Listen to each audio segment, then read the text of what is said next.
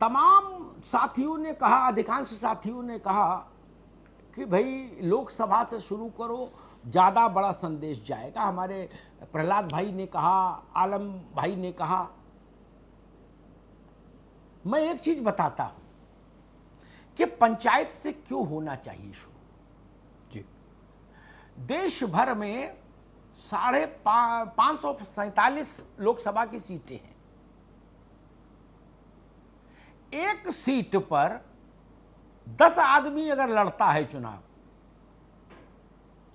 तो 5,500, और एक सीट पर 20 लड़े देश भर में चुनाव तो 11,000। लोकसभा का तामझाम 11,000 आदमी के बीच में निपट लिया, फरिया लिया, ठीक ना। 11,000 से 135 करोड़ में क्या होगा? क्या होगा? 11,000 से 135 करोड़ में क्या संदेश जा सकता है? ये तो नैनो पार्टिकल से भी छोटा पार्टिकल हो गया, चूचू का मुरब्बा। आगे चलो, उत्तर प्रदेश में विधानसभा की 403 सीटें हैं। एक पर 10 लड़े तो 400, एक पर 20 लड़े तो 800, और 3 और हैं तो 860। खत्म। 807 लोग उत्तर प्रदेश में कबड्डी खेलते हैं विधानसभा चुनाव में, बाकी सब हैं दर्शक। इस बात को समझ लीजिए, मेरी बात को। ये बात और कहीं गूगल में नहीं मिलेगी, ना राजनीतिक पार्टियों की प्रेस कॉन्फ्रेंस में मिलेगी, ये भी जान लो। प्रधान लोग तो और जान लें। उत्तर प्रदेश में गांव कितने हैं?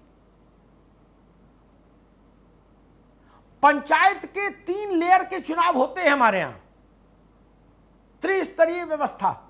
इस 3 लेयर के पंचायत चुनाव में कितने लोग किस्मत आजमाते हैं, उनकी संख्या मालूम है।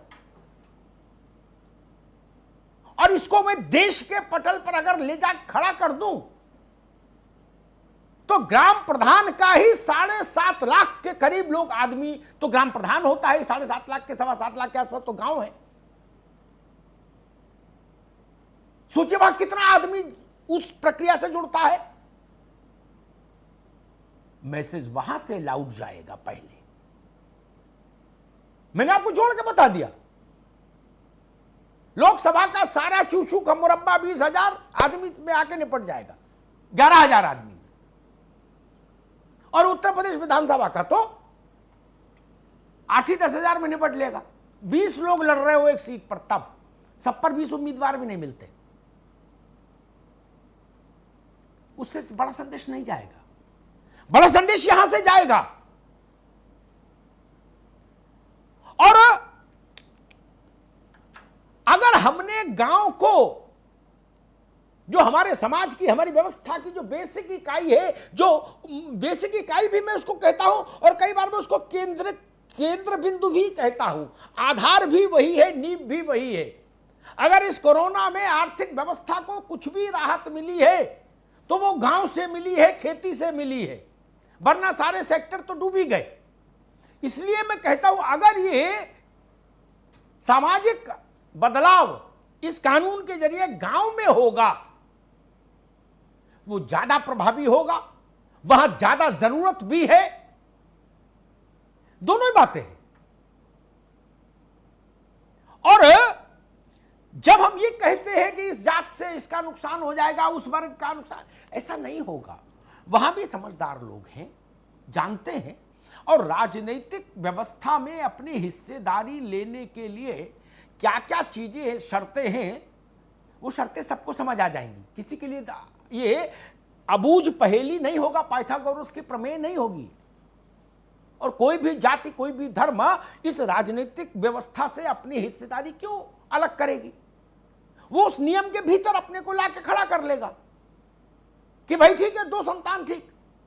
और एक और बात कहता हूं, मान ली मैं तो इस प्रस्ताव के पक्ष में खड़ा हूं, बीच में भी नहीं। एक बात कहता हूं बाकी राजनीतिक दलों के लिए, मान लीजिए आपके जिला पंचायत अध्यक्ष हैं, ठीक, उनके मान लीजिए 8 वर्ष संतान है, वो नहीं लड़ सकते। आप चाहते हो उन्हीं के परिवार में कुर्सी रहे, कोई गणित है आपका, ठीक, उनका लड़का लड़ लेगा, क्या दिक्कत, क्या बिटिया लड़ लेगी, कोई दिक्कत है? बाबूजी न लड़े, लड़का लड़ ले, जो अभी नवविवाहित है या अविवाहित है, कानून की मर्यादा भी रह जाएगी और कुर्सी भी बाबूजी के घर ही रह जाएगी। क्या समस्या है इसमें? कहां टकराव है? और जब बाबूजी जेल चले जाते हैं अच्छे कर्मों के चलते, तब भी तो कोई न कोई लड़ता है चुनाव परिवार से। कोई नई बातों में कह नहीं रहा, ना ऐसी बात कह रहा जो किसी को जानकारी नहीं राजनीति में। लालू जी जेल गए, राबड़ी जी मुख्यमंत्री हो गए, आप प्रधान बता रहे हो। वो तो बिहार की मुख्यमंत्री हो गई थी भाई, प्रधानी में फिर क्या रखा? इसलिए इसका विरोध करने का कोई औचित्य नहीं दिखता मुझे जी। प्रहलाद सिंह जी ने कहा कि भाई मैं 88 से प्रधान हूं, उनकी लोकप्रियता को प्रणाम है, लेकिन मैं कहता हूं अब नई पीढ़ी को अवसर दीजिए, उसके सपनों से, उसकी आकांक्षाओं से, उसकी विवेक शक्ति से नए भारत, नए ग्रामीण भारत का निर्माण क्यों नहीं हो? अब दीजिए कमान। घर में भी हम लोग कमान छोड़ते हैं ना एक उम्र के बाद। लड़का ही न्योता आना जाना करता है, लड़का ही लेन देन करता है, लड़का ही निर्णय करता है, सामान सट्टा भी लड़का ही लाता है, कितना आना कितना नहीं करता है ना। धीरे धीरे हम लोग अपनी भूमिका सीमित कर लेते हैं, तो यहां क्यों नहीं कर सकते? मैं 20-25 साल वाले उसमें सिस्टम के कभी पक्ष में नहीं रहा। चुनावी व्यवस्था में इतना लंबा जब व्यक्ति रहता है तो यथास्थितिवाद का शिकार हो जाता है। नए विचार आने चाहिए, नई सोच आनी चाहिए, नई चिंतन आनी चाहिए। वो बच्चे क्यों नहीं ग्राम पंचायतों में जाएं? जो बच्चे शहर से भी, जिनके पास एक्सपोजर रहा है, पढ़े हैं शहर में आकर, देश दुनिया देखे हैं, जानते हैं, वो गांव के लिए कुछ और बेहतर कर सकते हैं। और बच्चे तो हमारे ही हैं, बिल्कुल, कोई इंग्लैंड से आएंगे। इसलिए मैं कहूंगा इस प्रस्ताव का स्वागत भी होना चाहिए, और सरकार से भी कहूंगा कि अन्य किसी प्रयोजन से अगर ये सुरसुरी छोड़ी गई है तो फिर मैं इसके खिलाफ हूं। इतने गंभीर मुद्दे पर हास्यास्पद बात नहीं होनी चाहिए। सरकार को संकल्पबद्ध होकर इस दिशा में आगे बढ़ना चाहिए। यह गांव की तस्वीर बदलने वाला प्रस्ताव होगा, कानून होगा, ये देश को नजीर देगा,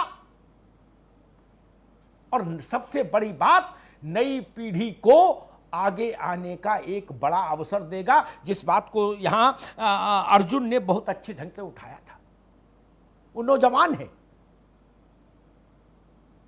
नई पीढ़ी हम लोगों से ज्यादा योग्य है, ज्यादा परिश्रमी है, उसके पास दुनिया का एक्सपोजर है।